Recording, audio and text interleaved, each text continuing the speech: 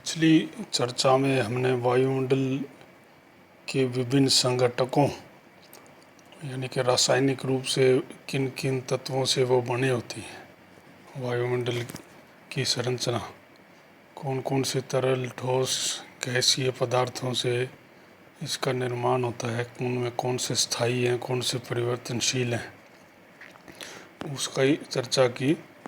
आज हम देखेंगे कि वायुमंडल के जो संगठन है, केमिकल कॉम्पोजिशन, रासायनिक जो संगठन है, उसमें परिवर्तनशीलता कैसे पाई जाती है। समय के साथ, अक्षांशों के साथ, ऊंचाई के साथ विभिन्न प्रकार के परिवर्तनशीलता के आयाम कैसे कैसे वायुमंडल की संगठन से जुड़े हैं। प्रथम जो है ऊंचाई के साथ परिवर्तनशीलता, कि वायुमंडल में ऊंचाई के साथ नीचे से ऊपर जाएं या ऊपर से नीचे आएं तो वायुमंडल में किस प्रकार की परिवर्तनशीलता हमें मिल सकती है।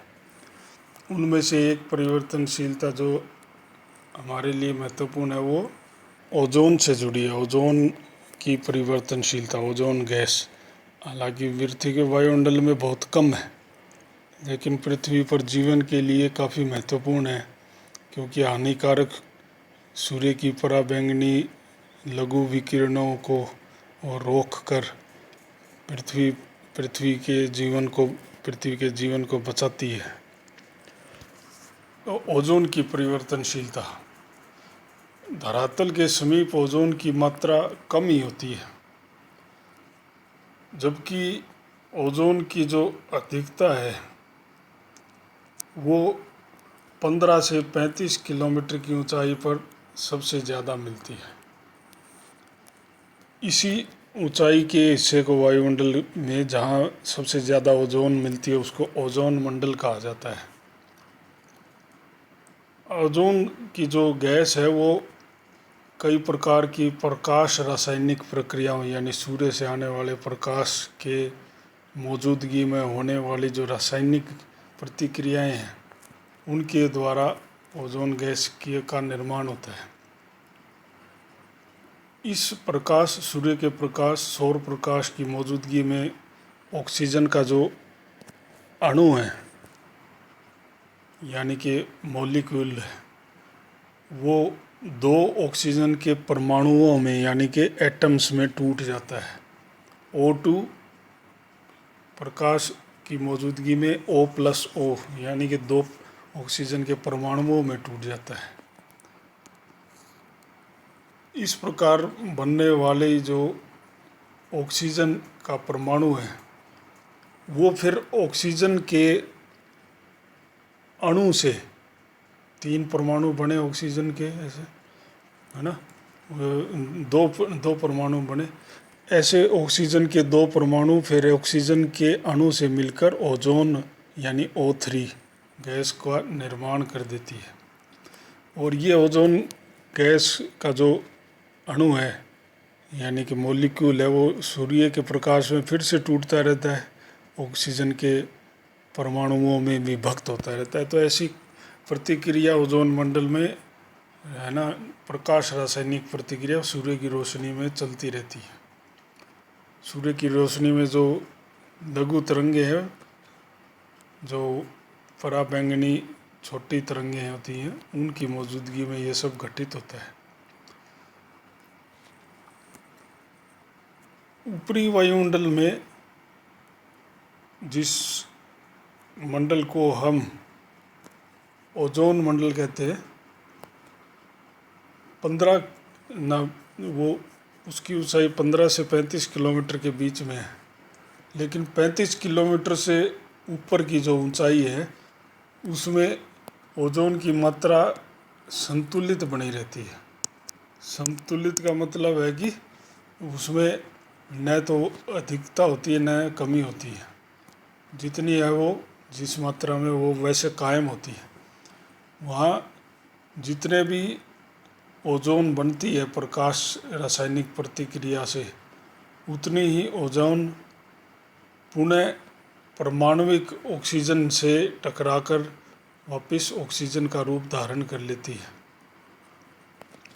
तो ज़्यादा ऊंचाई पर जो ओजोन की गैस है वो अधिक मात्रा में नहीं बन पाती,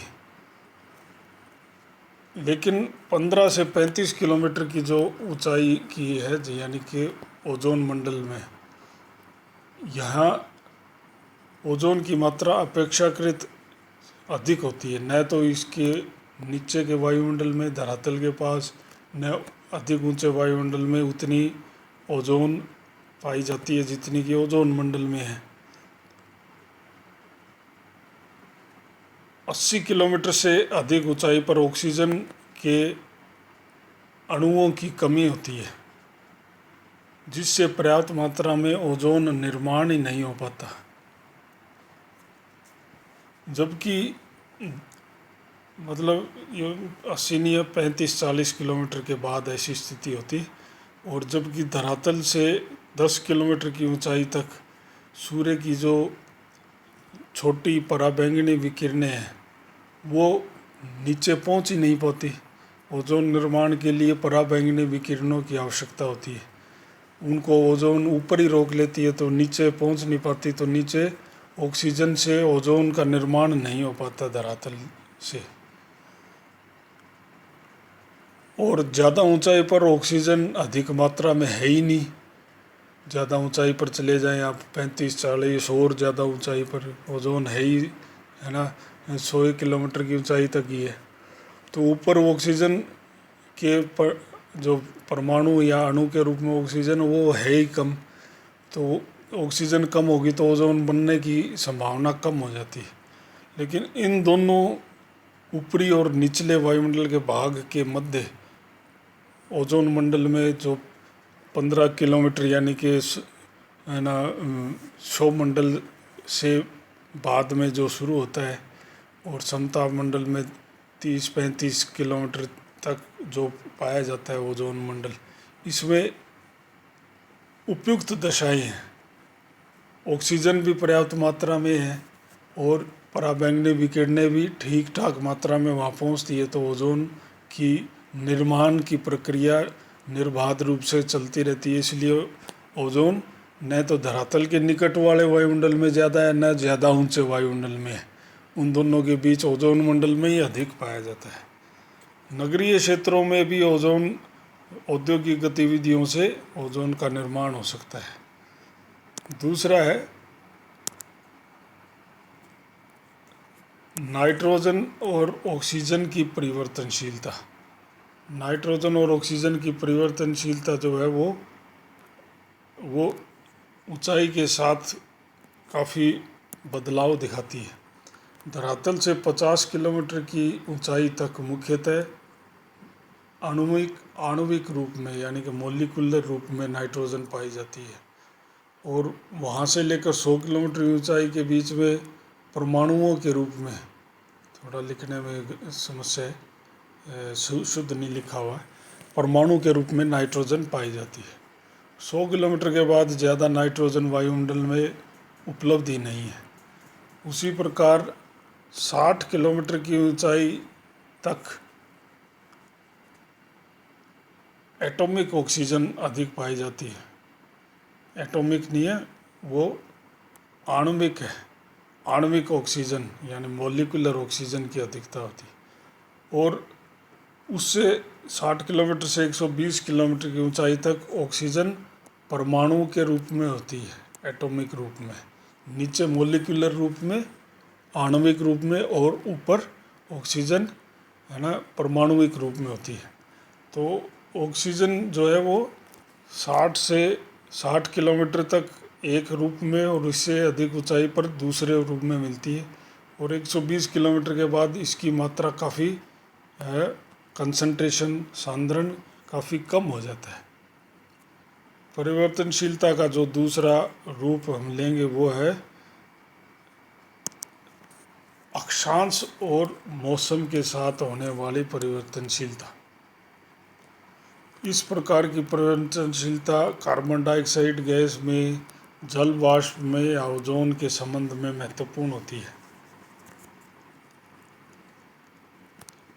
पहले कार्बन डाइऑक्साइड लेते हैं।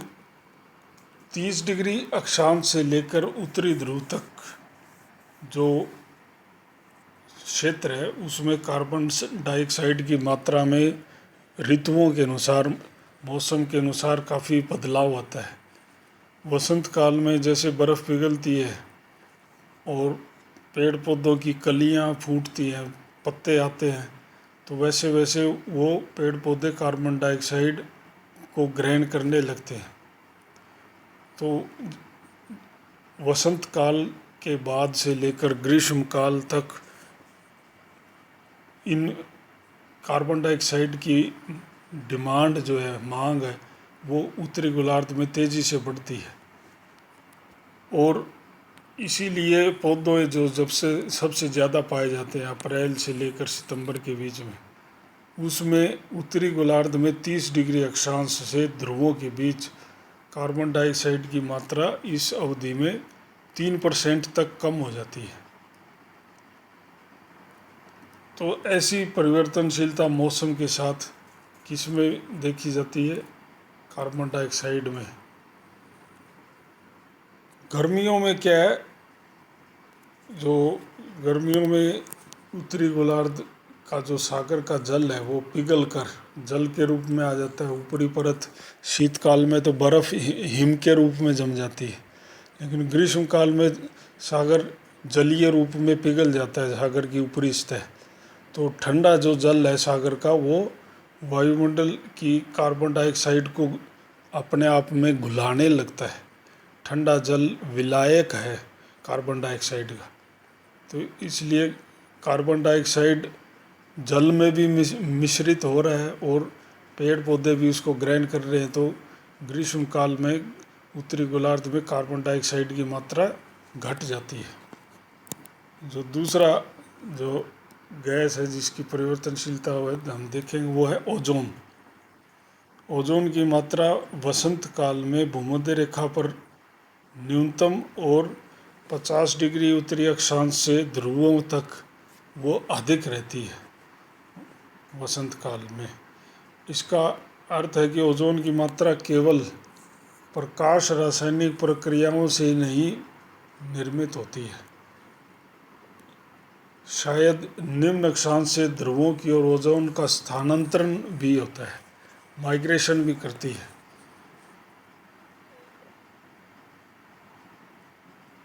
ध्रुवों पर लंबी ध्रुवीय रात्रि पाई जाती है, उस समय वहाँ ओजोन भंडारित होती है, जिससे वसंत काल के शुरुआत तक ओजोन से समृद्ध परत वहाँ बनी रहती है। वायुमंडल में जल वाष्प की भी परिवर्तनशीलता मौसम के अनुसार पाई जाती है। वैसे तो तापमान औसतन भूमध्य रेखा से ध्रुवों की ओर घटता जाता है और ध्रुवों की ओर इसीलिए जल वाष्प औसतन घटते जाते हैं। लेकिन ग्रीष्म काल में किसी भी गोलार्ध के ग्रीष्म काल में जल वाष्प अधिक हो जाते हैं, क्योंकि वाष्पीकरण के माध्यम से, वाष्पीकरण के कारण जल वाष्प अधिक वायुमंडल में पहुंचने लगते हैं, शीतकाल में कम हो जाते हैं। तो ये सामान्य औसत दशा है। हालांकि भूमध्य रेखा से ध्रुवों की ओर जाएंगे तो बीच में मरुस्थल प्रदेश जो आते हैं, उष्ण मरुस्थल, वहाँ जलवाष्प की मात्रा कम रहती है विभिन्न कारणों से, जिनको हम बात के टॉपिक्स में देखेंगे।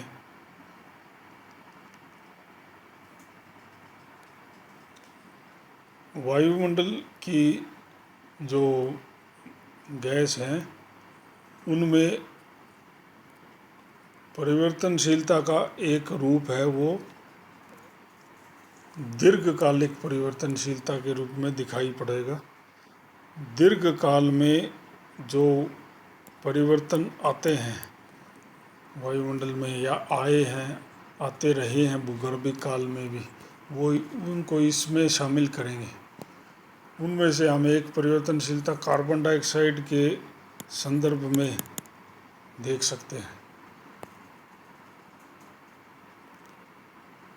पिछले दशकों में अगर हम देखें, खासकर वैसे 1-2 शताब्दियों से जब से औद्योगिक क्रांति हुई है तो जीवाश्म ईंधन का प्रयोग मानव के प्रयासों, मानव की गतिविधियों से काफ़ी बढ़ गया है। इसी कारण सन 1850 से लेकर अब तक वायुमंडल में कार्बन डाइऑक्साइड की 11% वृद्धि हो चुकी है। यानी कि आयतन के अनुसार देखें तो 0.029 से 0.033% की वृद्धि हुई है। माना जाता है कि कार्बन डाइऑक्साइड के स्तर में अगर 0.03 से बढ़कर 0.06 तक अगर कार्बन डाइऑक्साइड आयतन के अनुसार हो जाए तो धरातल के तापमान जो औसत है वो 2 से 3 डिग्री सेंटीग्रेड बढ़ जाएगा। लेकिन ये जो तापमान में वृद्धि है ये एक जैसा प्रभाव नहीं देगी। अलग अलग अक्षांशों में तापमान की वृद्धि अलग अलग होगी। जैसे अगर 80 डिग्री अक्षांश पर देखें तो यह वृद्धि करीब 8 डिग्री सेंटीग्रेड हो जाएगी। यानी वहाँ की मौसम और जलवायु पर बहुत ज़्यादा प्रभाव उत्पन्न होने लगेगा।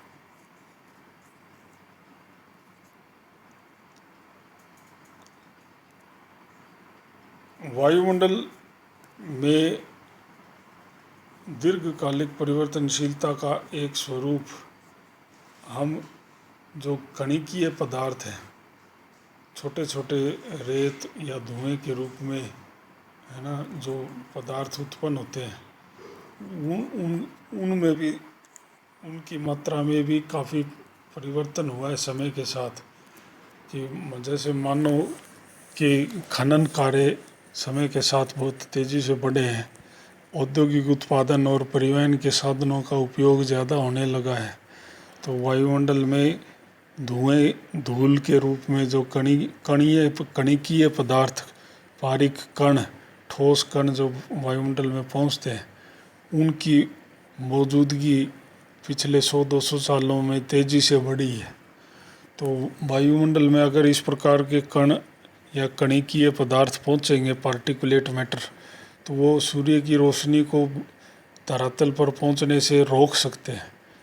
तो उसका अलग प्रभाव होगा, पृथ्वी पर शीतलन उत्पन्न हो सकता है अगर बहुत ज़्यादा इस तरह के पदार्थ, कणिकीय पदार्थ वायुमंडल में पहुंचेंगे, तो वैश्विक तापवृद्धि, ग्लोबल वार्मिंग के प्रभाव को कम भी कर सकती है। तो इस तरह अलग अलग तत्वों के मिश्रित प्रभाव हमें दिखाई पड़ते हैं।